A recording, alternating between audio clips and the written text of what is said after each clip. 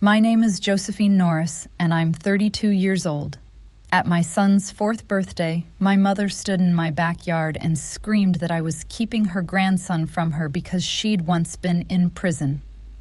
She was saying it to a phone, live, to thousands of strangers who already hated me. My little boy hid behind my legs. I didn't cry or raise my voice. I set down my glass and asked her one quiet question. What she didn't know was that I had finally stopped being afraid of her, and that some things you keep for a reason. She answered me on camera. The next morning, the phone that wouldn't stop ringing wasn't mine. Let me take you back to how a mother turns love into something you owe. I need you to understand my mother before you can understand that backyard, because the woman screaming into her phone truly believed she was the one being wronged. That wasn't an act she put on for the crowd. It was the only story she had ever told herself. Her name is Colleen Farrow. She went to prison the first time when I was 8 years old for fraud. I didn't understand the word then. I understood that she was there in the morning and gone by the afternoon, and that my father sat me down at the kitchen table that night and told me she'd be away for a while. He didn't say the word prison. He said away, like she'd gone on a trip and forgotten to pack us. My father raised me after that. His name was Walter. He was a quiet man who fixed other people's furnaces for a living, and never once, in all the years I knew him, said a cruel thing about the woman who left. He had one line about her, and he only said it when he thought I needed it. Don't argue with your mother, Joe. You'll never win. Just keep the paper. I did not know which papers he meant. I thought he was being strange. I know now he was telling me the only thing that would ever matter. Here is the part that took me years to see clearly. From the first sentence she ever spoke about either conviction, my mother described herself as innocent. Not innocent in the cautious way a person hopes to be believed. Innocent in the absolute way she believed herself, all the way down. The system had targeted her. The prosecutor had a grudge. The paperwork lied. Everyone had lied except her. She repeated it so often and so evenly that, as a child, I assumed it was true. I did not yet understand that believing her own version did not make it true. She went away a second time when I was 15, for a longer sentence. I kept visiting for 2 more years, first with my father, and later by driving myself after I was licensed. People hear that I eventually stopped, and they flinch. What kind of daughter abandons her own mother in prison? I'll tell you what kind. The kind who drove 2 hours each way to sit across a scratched table and listen to her mother describe, for 45 minutes, every way the world had wronged Colleen. Not one question about me. I could have been failing school, falling in love, or falling apart, and she would not have known, because the visiting hour was hers. It was always hers. After my final visit at 17, I stopped going. That decision became, in my mother's mind, the great betrayal of her life. The daughter who abandoned her in prison. She repeated it for years to anyone who would listen. She never once mentioned that she had left first. I remember that final visit. I was 17. I had driven up with a report card in my bag because some part of me still thought a mother would want to see it, and I'd worked hard that year, and I wanted her to know. I sat across the scratched table, and I waited for a gap in her monologue about the appeals process and the lawyer who wasn't returning her calls, and the injustice of her cellmate getting a better job in the laundry. The gap never came. When the guard called time, she finally looked at me, really looked, for the first time all hour, and she said, "You've gotten heavy in the face. You should watch that." I put the report card back in my bag on the drive home, and I threw it in a gas station trash can somewhere off the highway. That was the day I understood there was no version of me she was waiting to be proud of. There was only the audience seat, and I could sit in it or not. She was released in the spring of 2019 while I was planning my wedding. I was 26. Nathan and I had paid the venue deposit and were halfway through the guest list when, one Tuesday, my mother appeared on my doorstep, older and thinner and smiling as though she had been gone for a weekend. I let her in. Of course I did. Some hope in me was still that foolish. She did not say she was sorry. Not that day, not any day. She sat at my table, looked around at the life I'd built without her, and said, "Well, you did fine for yourself, didn't you?" As if my whole life were a small favor I'd done to spite her. I made the mistake of inviting her to the wedding that fall. Nathan asked me twice if I was sure, in that careful way he has, and I said she was still my mother, and he let it go, because he's a good man, and he knew I needed to try. She wore white to it, not bridal white, she wasn't that obvious, but a cream-colored dress that caught every eye when she walked in, which was the point.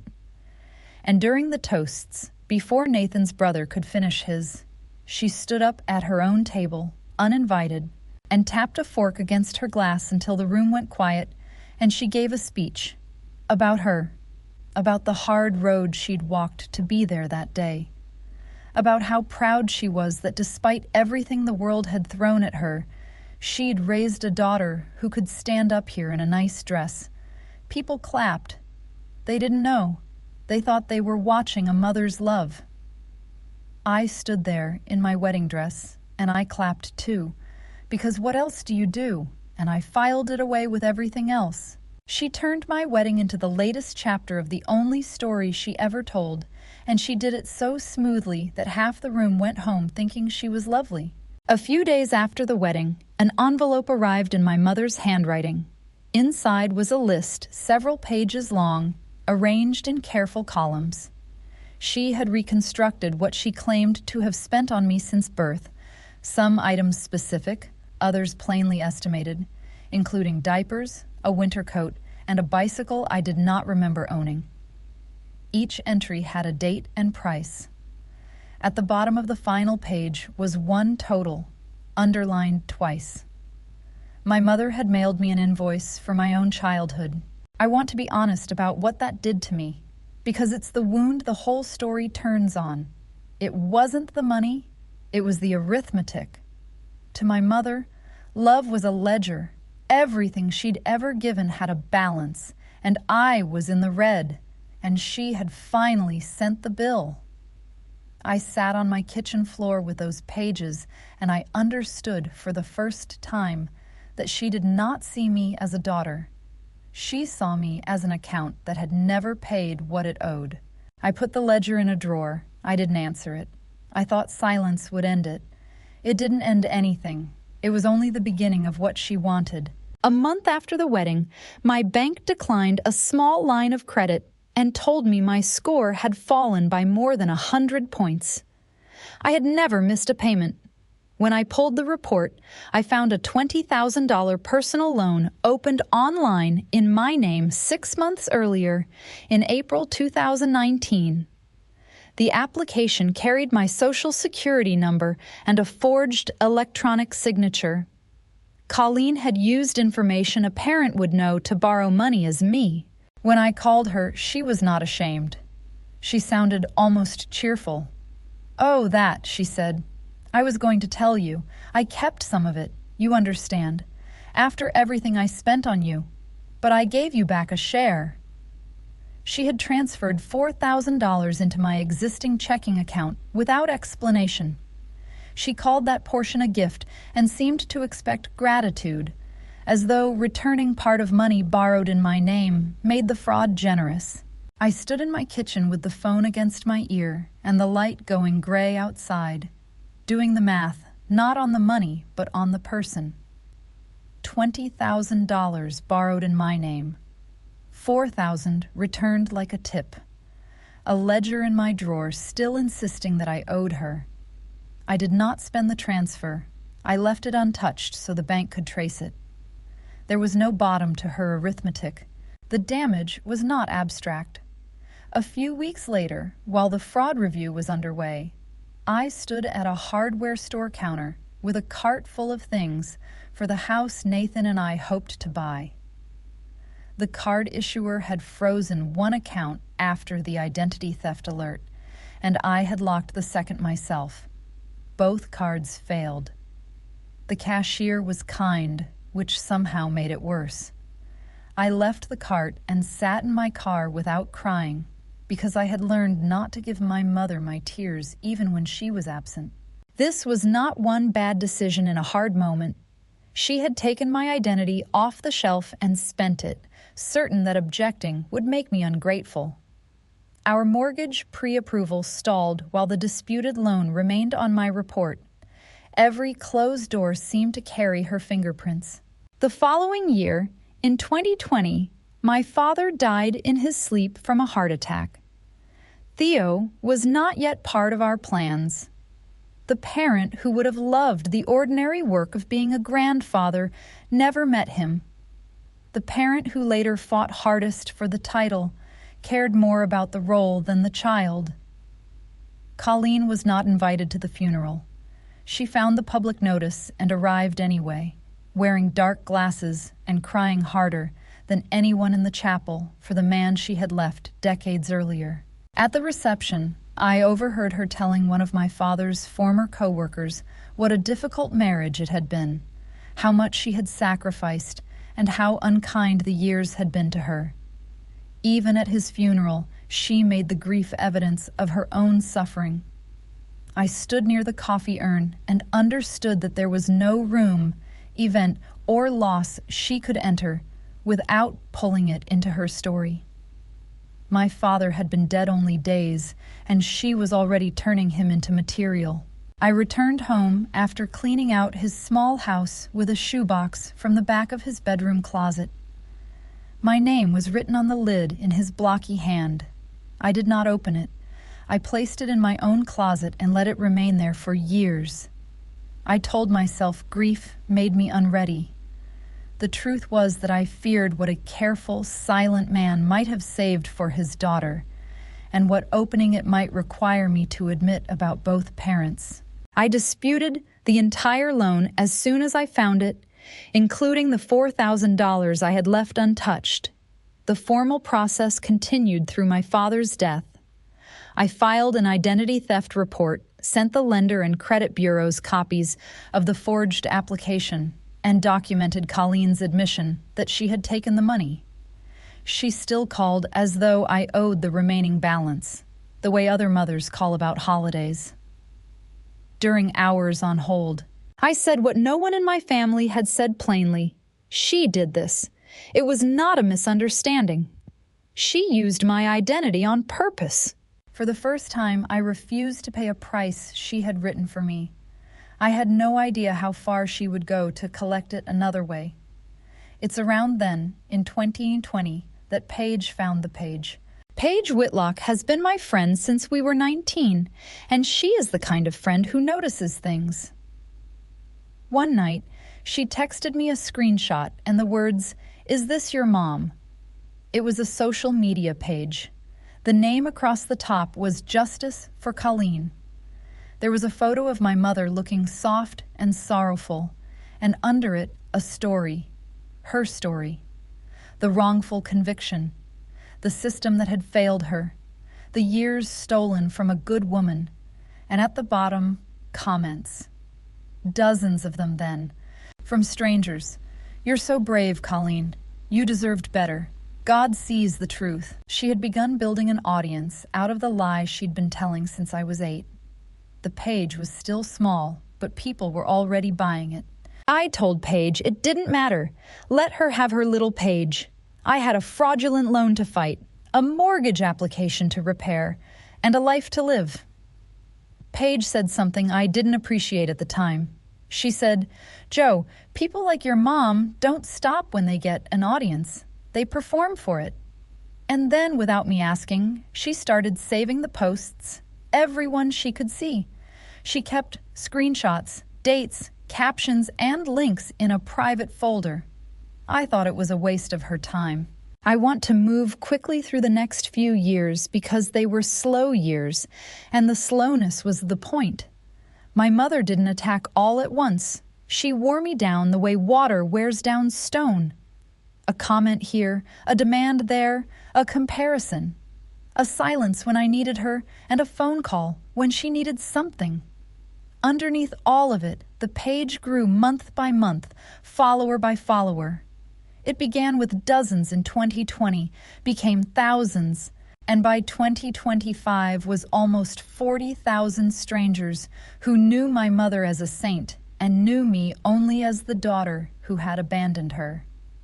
The growth was gradual enough that I could dismiss each new milestone, which was exactly why I failed to understand how much authority the page would eventually give her. There's a particular kind of small cruelty I want you to feel, because the screaming moment in the backyard is easy to hate, but these smaller performances actually wore me down. There was a dinner in 2020 before Theo. I'd cooked, really cooked, the way you do when you're still hoping, and my mother spent the whole meal on her phone, reading comments from the page aloud. "Listen to this one," she'd say. "You're an inspiration, Colleen. Isn't that something?" She never asked how Nathan and I were doing or how the loan dispute was going. At one point, she looked up at the food and said, "You always did try too hard." Then she returned to the phone. I cleared the plates and heard her, through the kitchen doorway, recording a video about how lonely it was to be a mother whose daughter had moved on without her. She was sitting in my dining room, eating my food, filming herself being abandoned by me. I dried my hands and laughed once without humor, because if I hadn't laughed, I would have thrown the pan. The first good thing that happened, I had to fight almost a year for. The loan dispute took 11 months of reports, forms, letters, and phone calls. But near the end of 2020, the lender and credit bureaus finally removed the fraudulent account from my file. My score began to recover. I remember standing in the driveway and reading the confirmation twice, feeling something I hadn't felt in relation to my mother in years, ground under my feet. She had put a hole in my life, and I had climbed out through documentation and persistence. It was one corrected account on paper. It felt enormous. Then my son was born in October 2021, 2 years after the wedding.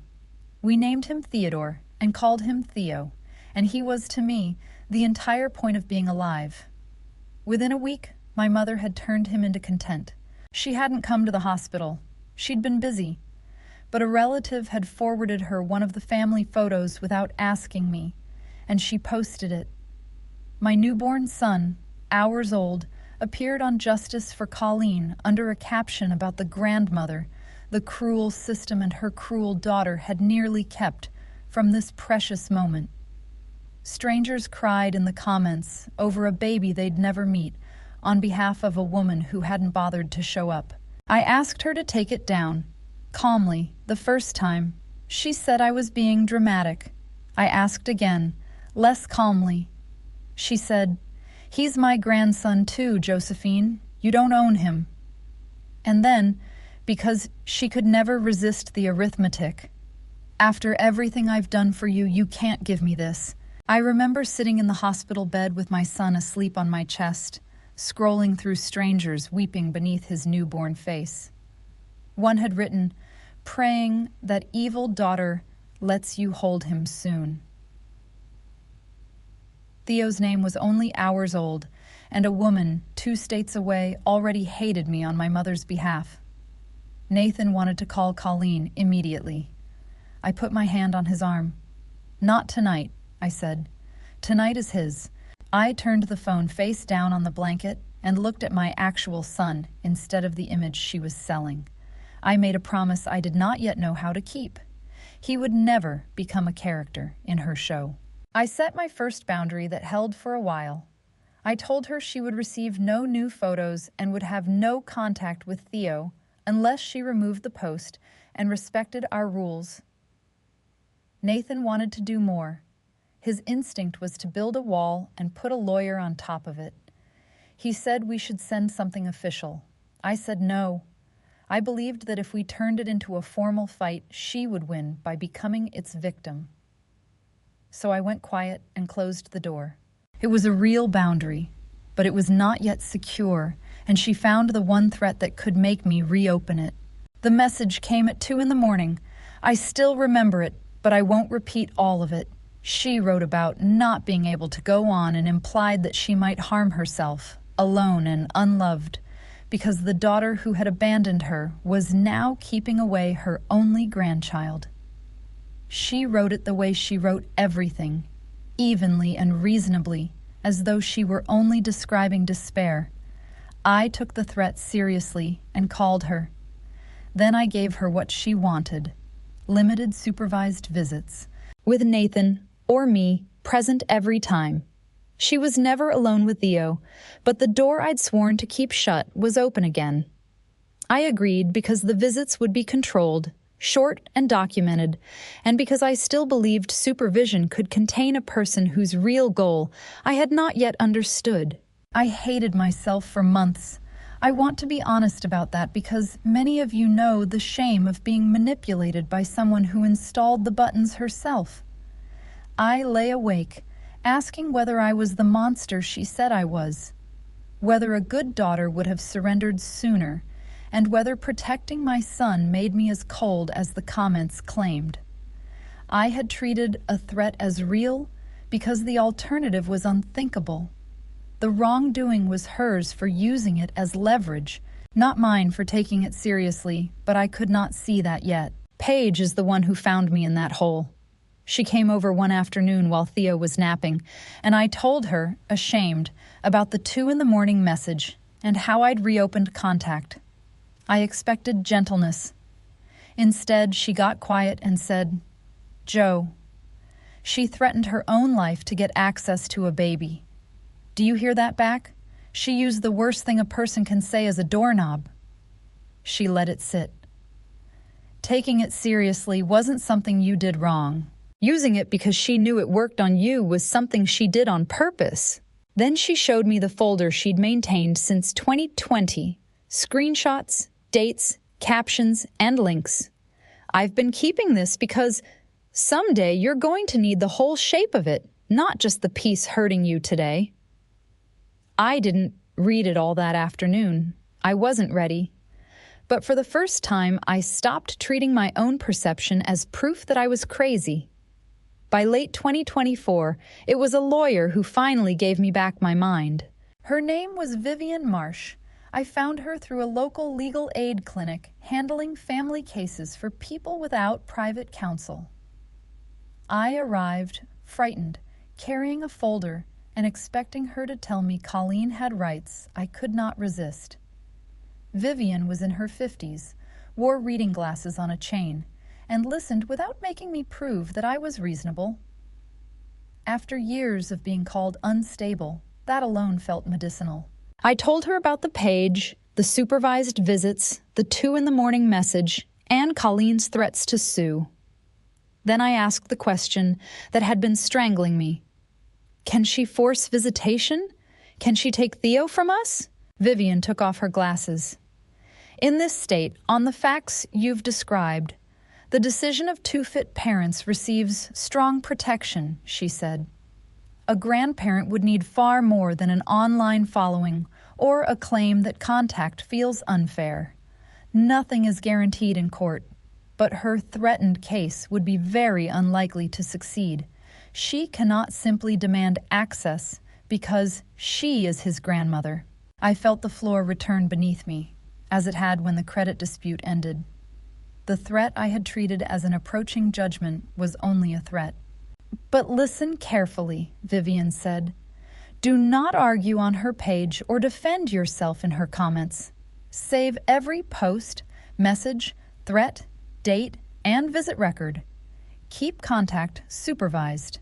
If she threatens to harm herself again, contact emergency services instead of exchanging access to your child for reassurance. And preserve the original files, not only screenshots. keep every paper, my father's words, repeated by a stranger more than 20 years later.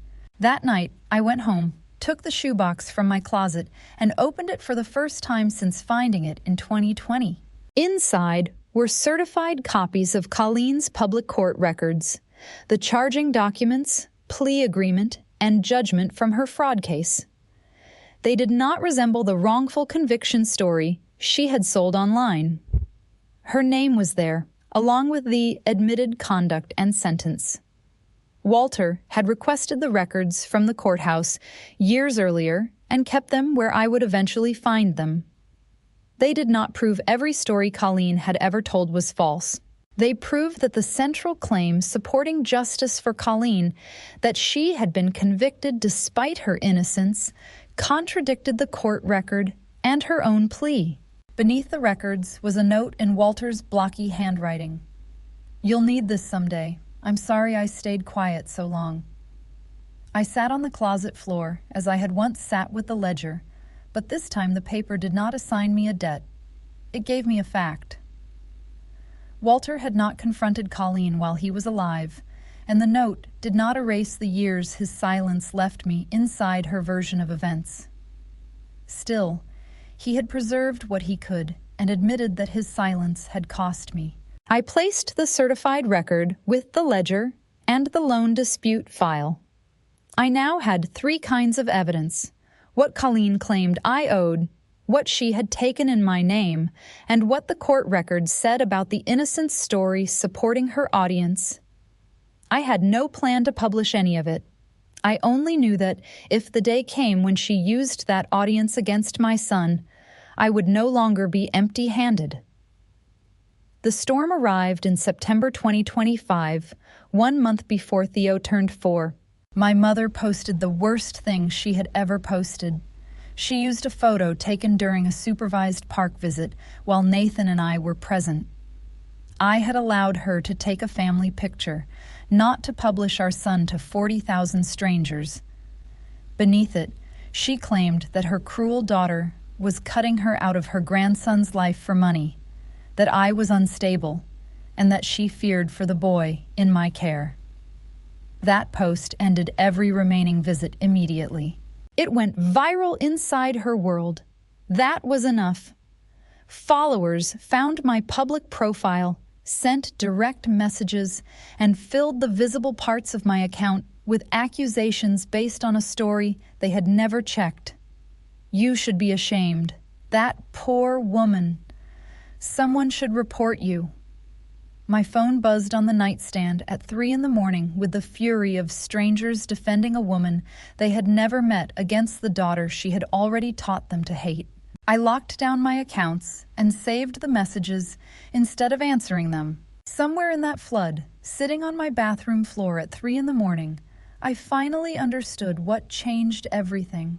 Whatever affection my mother felt for Theo, she valued the role more than the relationship. She wanted to be seen as the grandmother, torn from her grandchild by a heartless daughter. Since the day he was born, she had repeatedly treated him less like a child to know and more like evidence in the story she performed. The newest prop in a play she'd been performing since I was 8 years old. The innocent, the wronged, the victim. And I had proof, sitting in Paige's folder, that I'd been too tired to look at until now.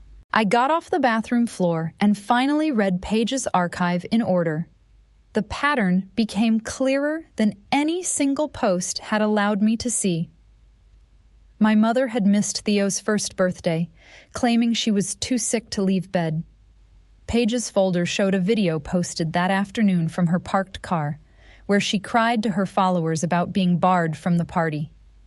She had been well enough to record the accusation, only not willing to attend the actual birthday. Another post came from a supervised park visit I remembered clearly. During the visit, she had spent most of her time arranging Theo for photographs. Turn this way, hold the balloon higher, try again, then left once she had the image she wanted. Online, the same afternoon became a story about stolen time and grandmotherly devotion. The archive did not prove she had never cared about him. It proved that, again and again, she had chosen the performance over the ordinary work of knowing him. She had bypassed the whole of my son, the real, sticky, laughing, ordinary miracle of him, to photograph the idea of him for people who would never meet him. She wanted the public role of grandmother more than the private responsibility of being one. There was a difference between wanting Theo and wanting strangers to believe she was being denied Theo, and I had finally learned to see it. The next morning, my mother sent one direct message, which I saved and forwarded to Vivian. His birthday. I'll be there. With or without your permission. My followers want to see their grandbaby. The wording removed the last ambiguity. She was not asking to repair a relationship with Theo. She was announcing that her audience had a claim on him, their grandbaby, as if 40,000 strangers had a claim on my 4-year-old, as if he belonged to the story now. I put the phone down, and for the first time in the whole ugly history of this, I did not feel afraid. I felt clear. I finally understood that the audience was both her protection and her pressure point. She had spent years asking strangers to judge our family through a story in which she was always innocent and I was always cruel. I could not control what those people would believe, and no single document could guarantee that they would change sides. But I no longer had to protect her central claims from facts she had chosen to make publicly relevant. I laid 3 groups of documents on my kitchen table: the childhood ledger, certified public pages from the fraud case, and the file from the $20,000 loan taken in my name. Before using any copy outside my home, I followed Vivian's instructions and covered account numbers, addresses, signatures, and every identifier unrelated to the facts. The originals stayed secured. What remained visible was enough. What Colleen claimed I owed, what she had taken, and what her own plea said about the innocent story supporting her page. Nathan wanted to go louder. He'd watched me swallow this for years, and now that there was a way to fight, he wanted a war. "Post it all," he said one night over the top of the folder. "The loan, the record, the video. Bury her." I understood the anger. It was mine too. But I'd learned something about my mother that Nathan hadn't had to learn, that attacking her was oxygen. Every time someone came at her, she grew. The cruel daughter posting cruel things, that was the story she'd been trying to write for years. And if I published a takedown full of my own rage, I'd be handing her the last page of it. "No," I told him. "If I attack her, I become the villain she already told them I am. I don't want to win the fight. I want to end the story." He didn't fully understand it that night. He trusted me anyway, which is its own kind of love. I didn't have to lie. That was the thing that steadied my hands. I didn't have to twist anything or invent anything or become for 1 second the cruel and unstable woman she'd sold to the world. I only had to put the truth down where her audience could see it. I returned to Vivian and asked whether I could speak publicly about the use of my identity and credit. She reviewed the documents and said, "You may describe what happened to you and use relevant public records, but stay with facts you can support. Redact private information, do not publish identifiers, and do not claim more than the records establish." Then she added, "Do not manufacture an ambush or use Theo to provoke her. If Colleen chooses to make accusations publicly, answer only with facts and, where possible, her own words." Vivian's phrase, "her own words," gave me a boundary rather than a scheme. I was not inviting Colleen, creating a live stream, or using Theo's birthday to stage a takedown. I told her in writing that she did not have permission to attend or record the party. I kept the documents nearby only because she had announced that she would come anyway. If she arrived without filming, Nathan would take Theo inside and we would ask her to leave. If she began broadcasting accusations about me, I would answer briefly with facts I could support. I would not introduce the prison record unless she repeated the wrongful conviction story, and I would not show private identifiers.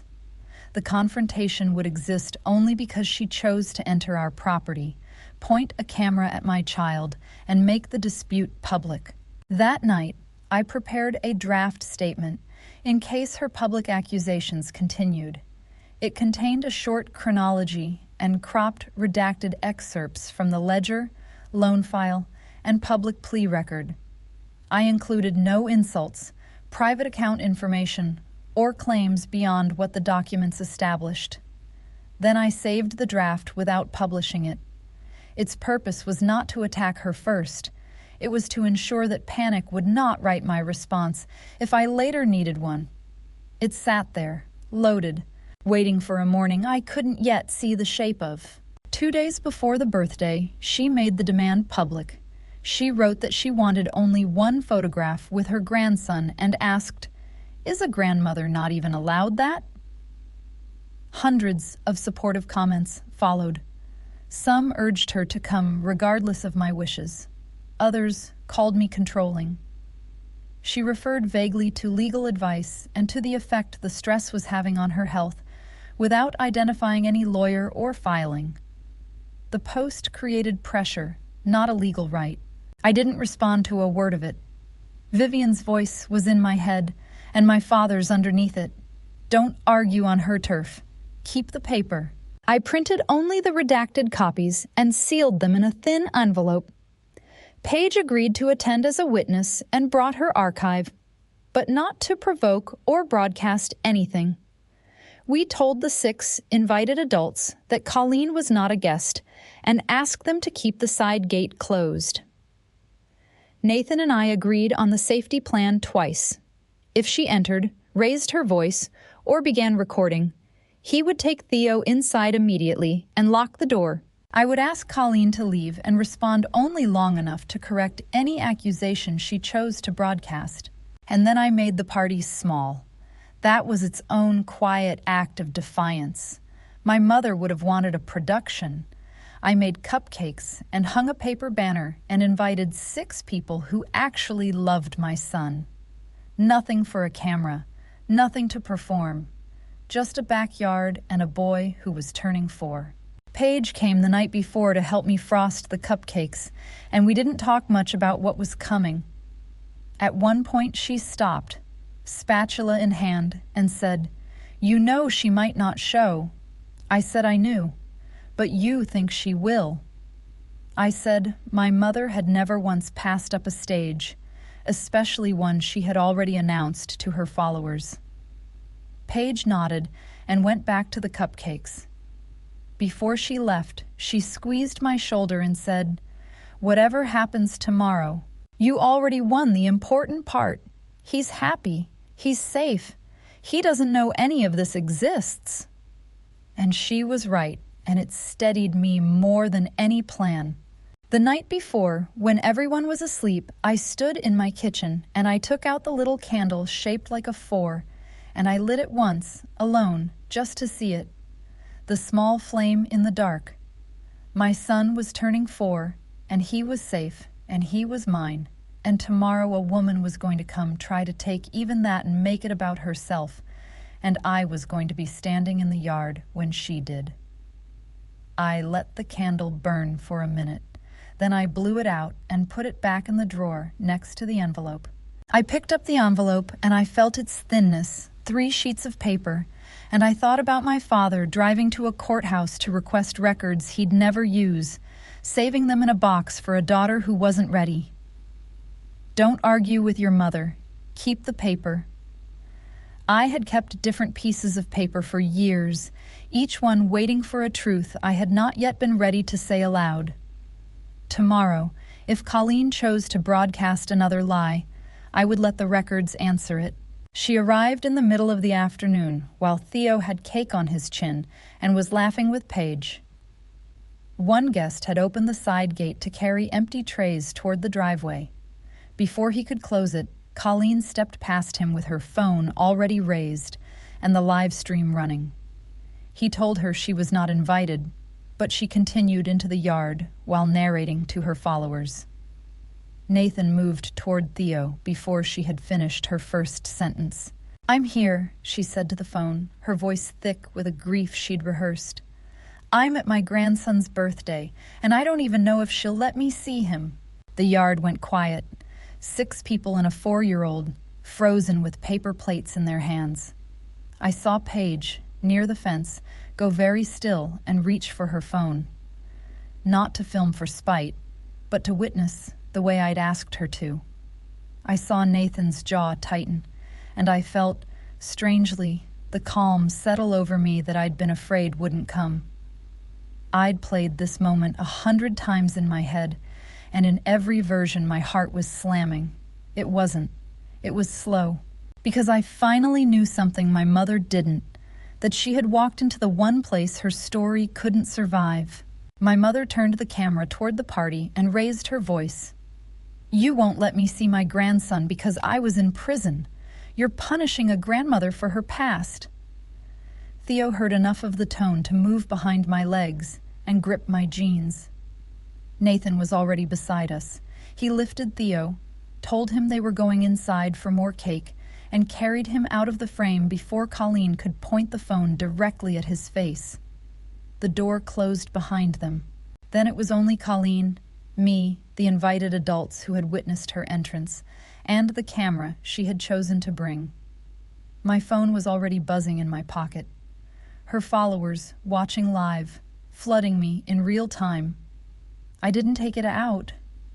I set my glass down on the patio table, and I stepped toward her, into the frame of her own camera, so that the thousands of people watching her would have to see me too.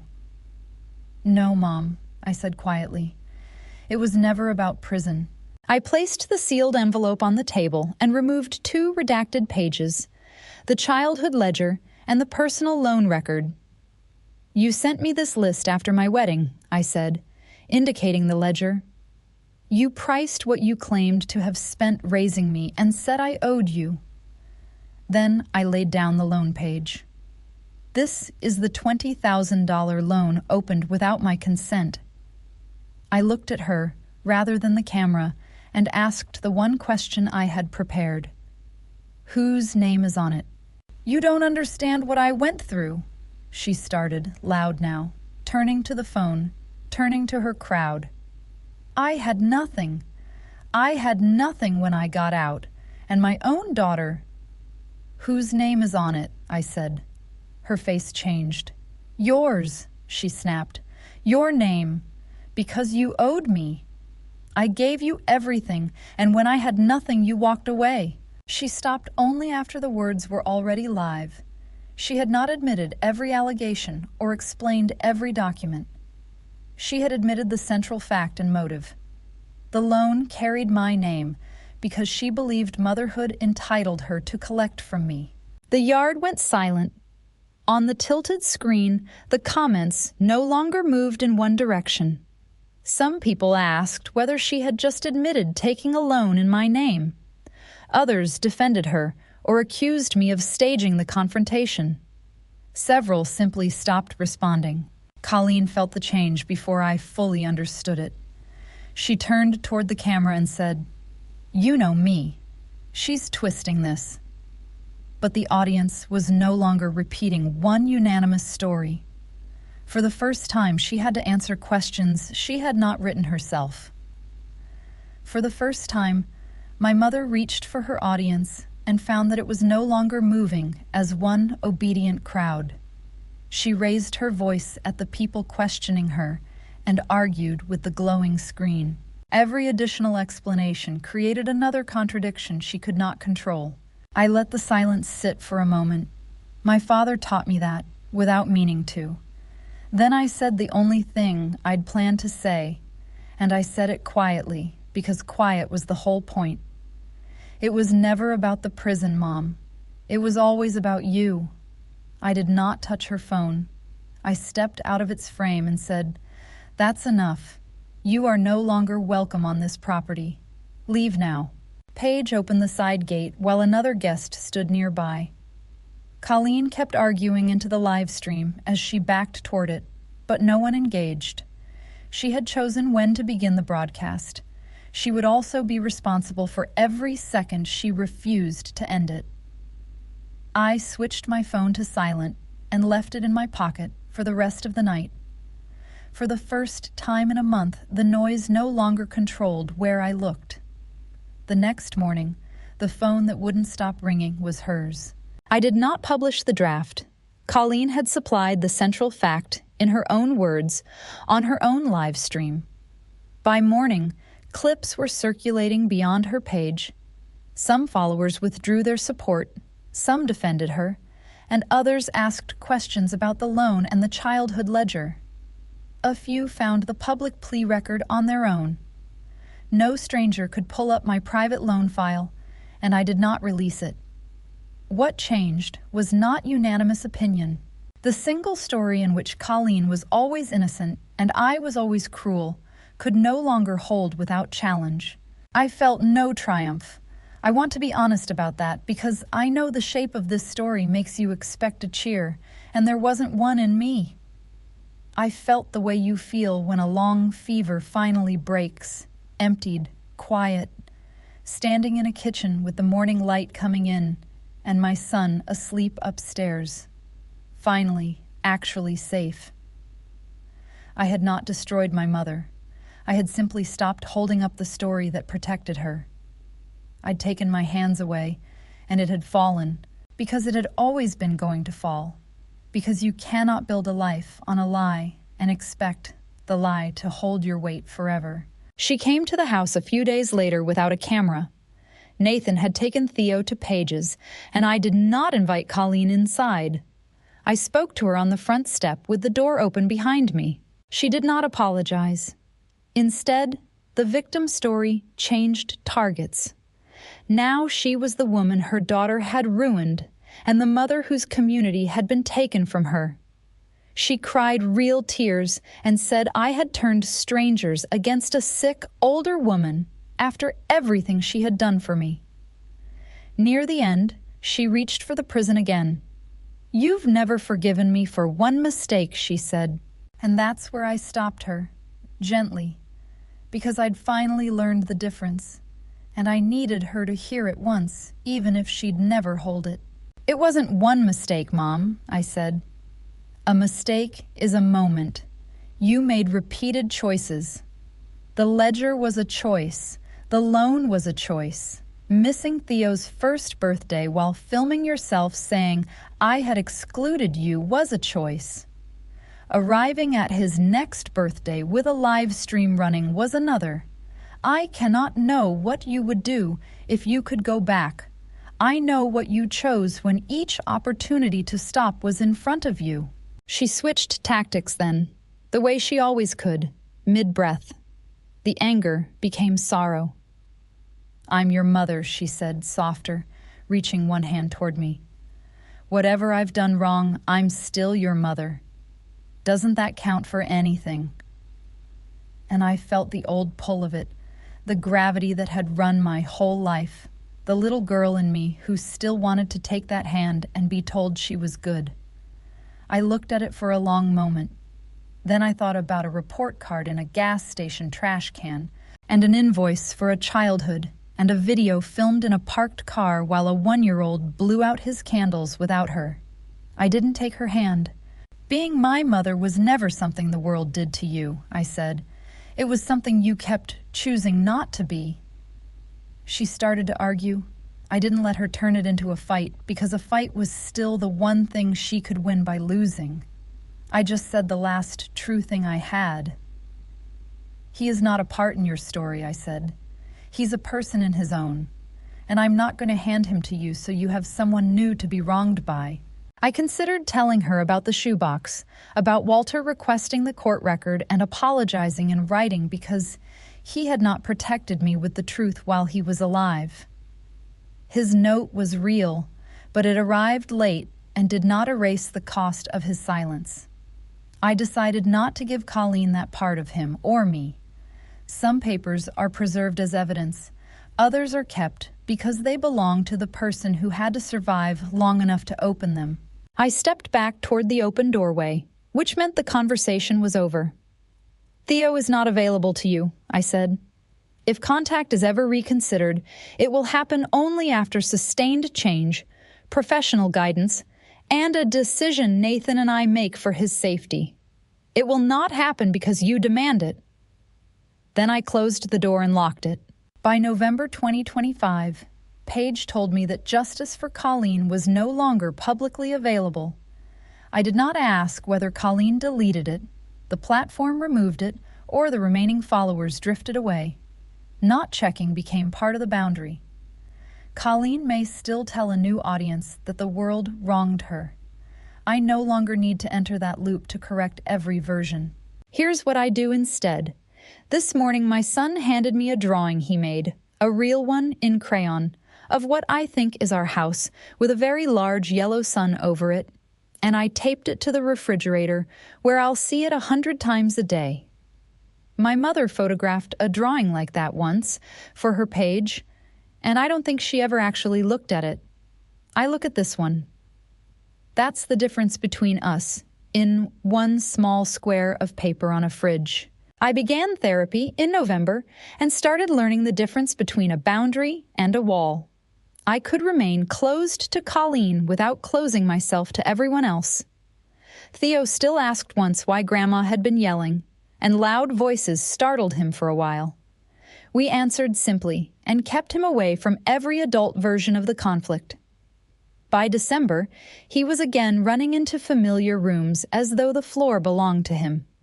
No cameras, no performance, just a child being allowed to recover.